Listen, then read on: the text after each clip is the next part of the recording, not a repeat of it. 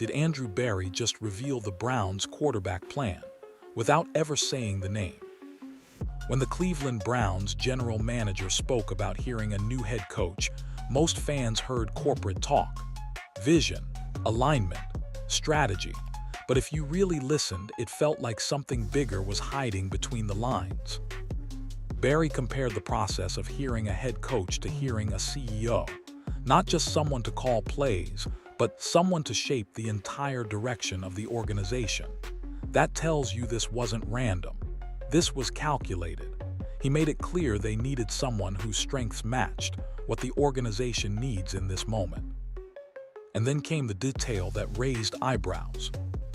Berry referenced 2020, when the Browns made it a priority to surround Baker Mayfield with everything he needed to succeed. Heavy offensive investment, system alignment, structural support.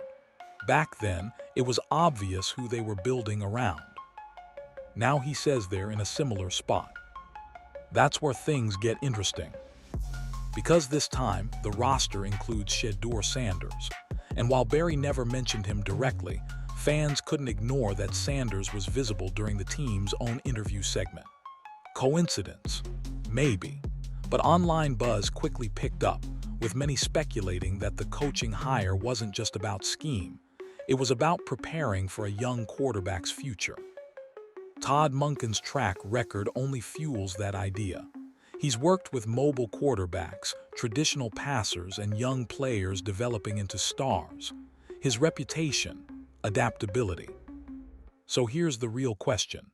Was this simply a coaching hire, or the quiet foundation for Cleveland's next franchise quarterback? Berry didn't say the name, but he might not have needed to.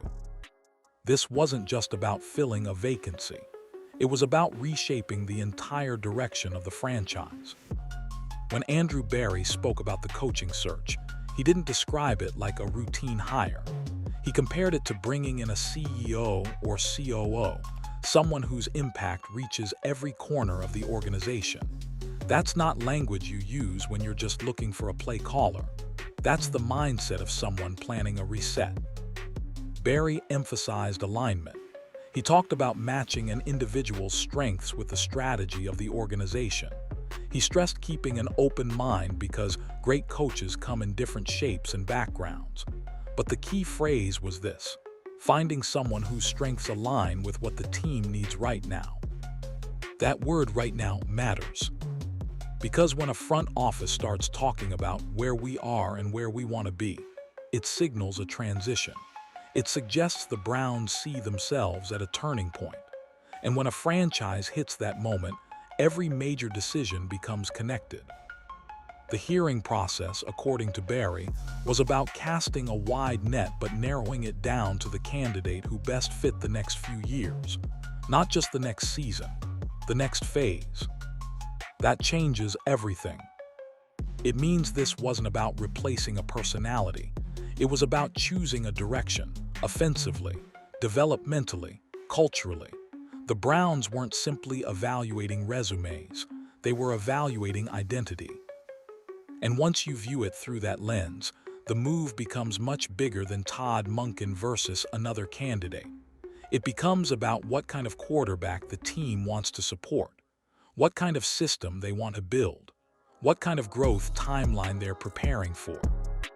Berry didn't sound rushed. He sounded deliberate, calculated, focused on infrastructure before headlines. And that's what makes this feel different. Because when a general manager frames a coaching hire as an executive-level strategic decision, it usually means one thing: the next chapter has already been mapped out. The only question left is who that chapter is really being written for. Here, where things start to get really interesting, because the Todd Monken hire wasn't just about experience. It was about flexibility. Todd Monken isn't a coach locked into one rigid system. He's built offenses at the college level and in the NFL. He's coached mobile quarterbacks, pocket passers, young prospects, and established veterans. That kind of range is rare. Most coordinators come with a blueprint and expect players to fit into it. Monken's track record suggests the opposite. he adjusts the blueprint to fit the quarterback. And that matters more than people realize. Barry specifically mentioned Monken's adaptability, air raid concepts, power run schemes, pro-style systems, college tempo. He's touched all of it. When you look at his resume, you don't see one offensive identity, you see evolution. That signals a coach who studies personnel first and builds outward from there. That's a huge clue. Because when a franchise is preparing for a transition at quarterback, the last thing they want is a coach who forces a young player into a system that doesn't suit him. They want someone who can mold the offense around talent, not the other way around. Monken's reputation with young player development adds another layer. Reports from past stops consistently describe him as demanding but quarterback-friendly. He challenges signal callers mentally. He expects command. But he also creates structure that simplifies reads and builds confidence. That combination is powerful. It suggests the Browns weren't just hearing play design. They were hearing a developmental framework, someone capable of handling different quarterback archetypes without panic, someone who can shift midstream if needed. And that adaptability might be the most important piece of all. Because if Cleveland is entering a new offensive era, you don't bring in a coach with a fixed identity. You bring in someone prepared for change. Monken fits that description almost too perfectly. Which raises the bigger question. Was he simply the best candidate available, or the best candidate for what's coming next? Here's the part that really made longtime Browns fans pause: the Baker Mayfield comparison. When Andrew Barry brought up 2020, it wasn't random nostalgia. It was deliberate. Back then, the organization made one thing crystal clear. They were going to surround Baker Mayfield with everything he needed to succeed. The investments were obvious: offensive line upgrades, scheme alignment, coaching support tailored to his strengths. The message was simple: build the infrastructure first, then let the quarterback grow inside it. And Barry openly referenced that blueprint. He explained how, coming out of that season, it was clear where their resources needed to go. The offense became the priority. They knew what they had at quarterback, and they adjusted the roster to match that direction. It wasn't chaotic spending. It was targeted reinforcement. Now fast forward. Barry says the Browns are in a similar spot, just on the opposite side of the ball compared to that time. That phrasing carries weight.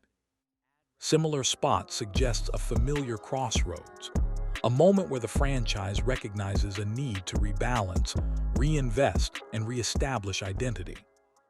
But here what stands out. He didn't frame it as a random reset. He framed it as strategic alignment, just like before. In 2020, the direction revolved around Mayfield. The entire plan was built with a quarterback in mind. That context makes his recent comments far more interesting. Because when a general manager references a past quarterback-centered rebuild, it invites speculation about whether history could be repeating itself. Of course, Barry never mentioned any current player by name, and there's no official declaration tying today's roster moves to one specific quarterback, but the parallel is hard to ignore. When you revisit the Baker blueprint, invest heavily, align coaching philosophy, construct stability, it starts to feel less like a coincidence and more like a pattern. And if this is a pattern, then the real question becomes clear. Who is this next structure being built for? Now here's the detail that really sent fans into detective mode, and it wasn't something Andrew Barry even said. During the official interview posted by the Cleveland Browns, viewers noticed something subtle in the background. As Barry discussed the organization's future and the reasoning behind hiring Todd Monken, cameras cut to facility visuals, and there was Shedeur Sanders. It wasn't a bold announcement. It wasn't a graphic screaming QB1.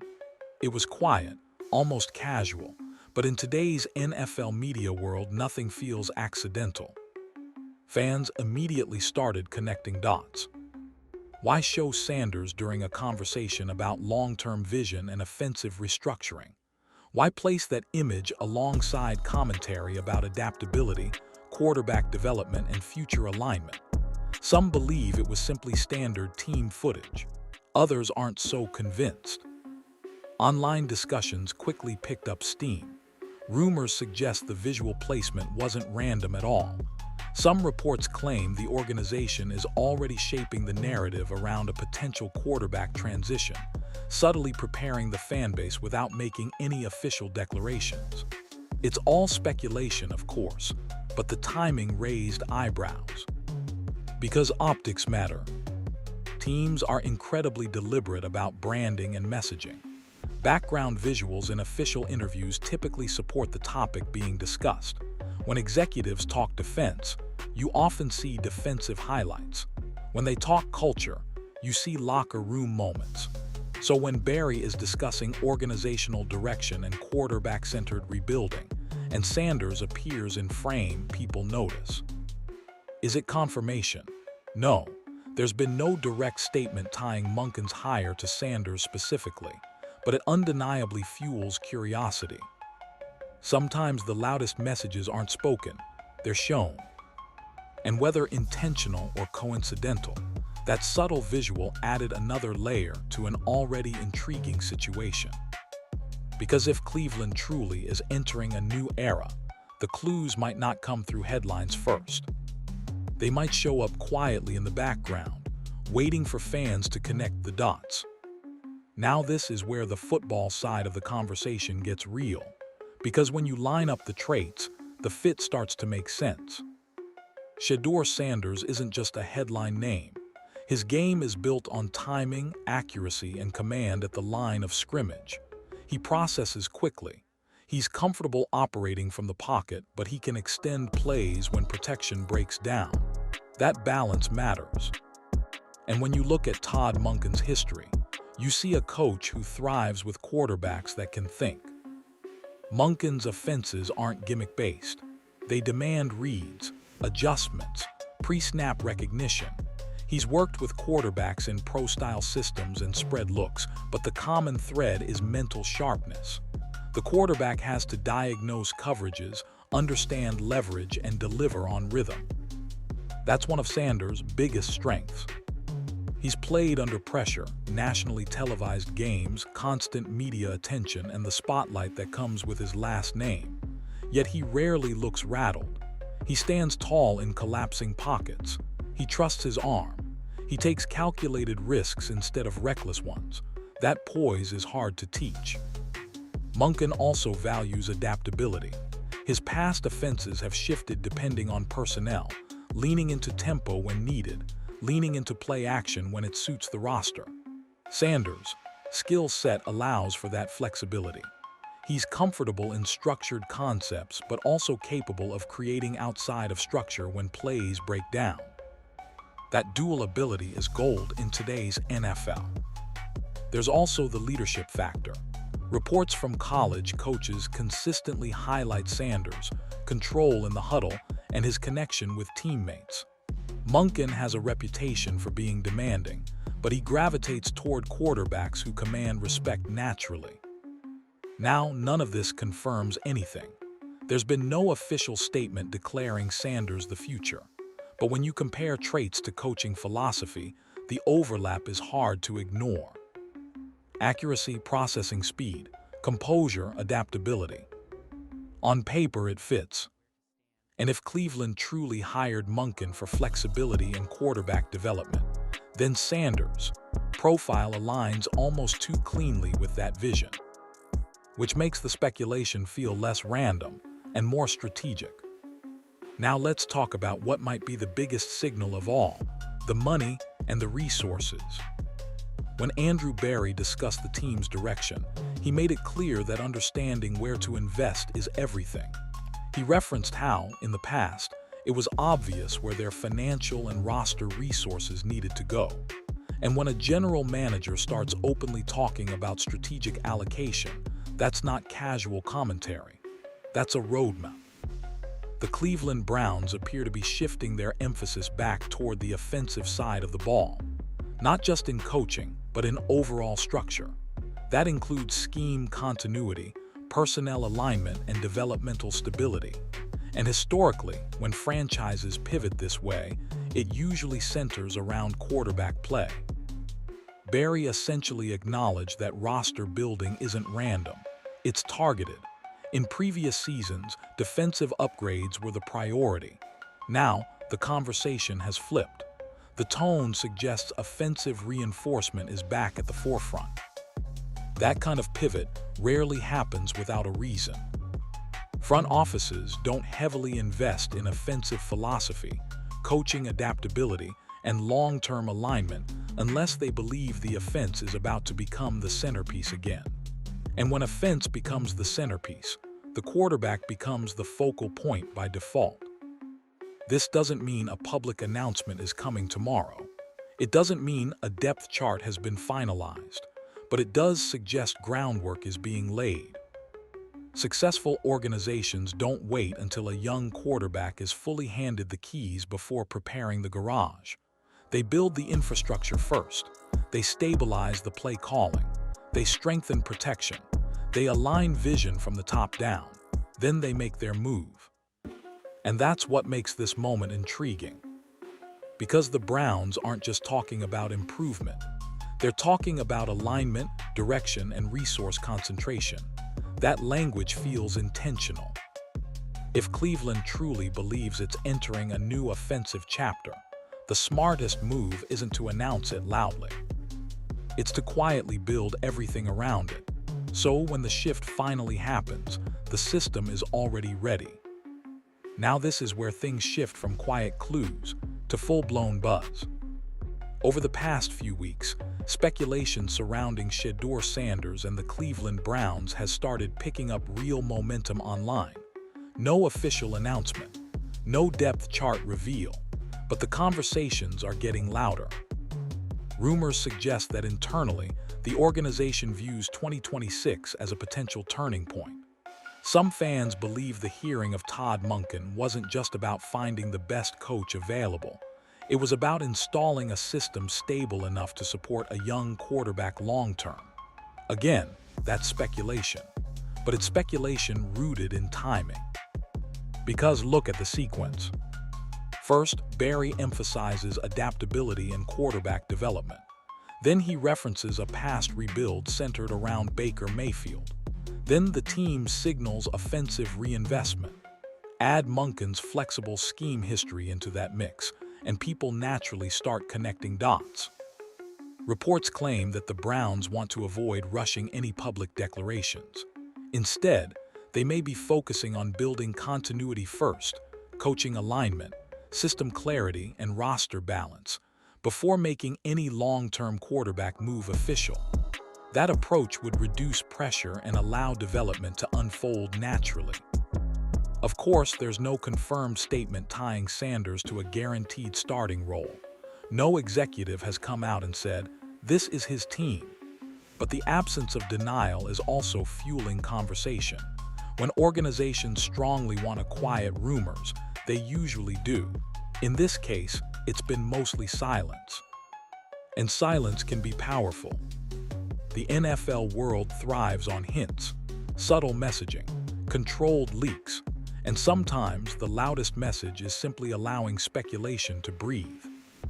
Is this all fan-driven hype? Possibly. But when rumors consistently align with structural decisions, coaching hires, investment priorities, long-term planning, they start feeling less random. Right now, nothing is confirmed, but the smoke is getting thicker. And in the NFL, smoke usually means someone somewhere is building something behind the scenes. Here's the angle almost nobody is discussing, and it might be the most important one. This may not be about 2025 at all. When Andrew Barry talks, he rarely speaks emotionally. He speaks structurally, process, alignment, multi-year windows. That's how he approached the Baker Mayfield era, and that's how he appears to be approaching this next phase with the Cleveland Browns. What if the real strategy isn't about nomming a starting quarterback right now? What if it's about building a stable ecosystem first? Think about it. Before Baker took off in 2020, the Browns solidified the offensive line. They clarified the scheme. They reduced chaos. The quarterback benefited from structure that was already in place. That wasn't accidental, it was layered planning. Now fast forward. Barry hires Todd Monken, a coach known for adaptability and quarterback development. He emphasizes offensive investment. He talks about being in a similar spot to that earlier rebuild. But notice what he hasn't done. He hasn't rushed to publicly crown anyone. That restraint feels intentional. If the organization believes a young quarterback, potentially Shedeur Sanders, could be part of the long-term picture, the smartest move wouldn't be to announce it immediately. It would be to reduce volatility first, stabilize coaching, align philosophy, build roster depth, let competition exist on the surface while quietly preparing the infrastructure underneath. That approach lowers pressure. It protects development. It also avoids media storms before results justify the narrative. Front offices that think short-term chase headlines. Front offices that think long-term build foundations. Barry's language consistently leans toward the second category. So maybe the bigger story isn't whether Sanders is QB1 today. Maybe it's whether Cleveland is engineering a 2-year runway that makes that decision feel inevitable later. Because when executives start talking about vision instead of wins, and structure instead of stars, it usually means something deeper is already in motion. And if that's the case, the most important move might not be the one we see on Sundays. It might be the one quietly happening behind the scenes right now. So after everything Andrew Barry said, after the CEO comparison, the Baker blueprint reference, the emphasis on adaptability, the offensive reinvestment, we're left with one unavoidable question. Was this the quiet confirmation? Not a press conference announcement, not a dramatic "he's our guy" moment, but a subtle shift in language, a pattern that feels familiar, a rebuild model we've seen before. When Andrew Barry talked about 2020 and how the organization surrounded Baker Mayfield with everything he needed, it wasn't random nostalgia. It was a case study, a reminder of how this front office operates when it believes in a direction. Build the line, align the coaching, stabilize the system, then let the quarterback flourish. Now look at the present. The Cleveland Browns hire Todd Monken, one of the most adaptable offensive minds available. They talk about long-term alignment. They signal offensive focus. And quietly, the buzz around Shedeur Sanders keeps growing. No one has made a public declaration. There's no official QB1 headline. And to be clear, a lot of this remains speculation driven by timing and pattern recognition. But sometimes confirmation in the NFL doesn't arrive with fireworks. It arrives with infrastructure. Front offices rarely show their full hand early. They lay the foundation first. They reduce chaos. They create continuity. And when the moment comes, the transition feels natural instead of forced. That's what makes this feel different. This doesn't feel like random change. It feels layered, intentional, quietly strategic. So maybe the real takeaway is that a quarterback decision has already been made. Maybe it's that the environment for that decision is being carefully constructed. And if that's true, the next season or two won't just be about wins and losses. They'll be about watching whether the system being built today perfectly matches the quarterback who eventually takes control of it. Because if it does, we'll know this wasn't accidental. It was planned all along.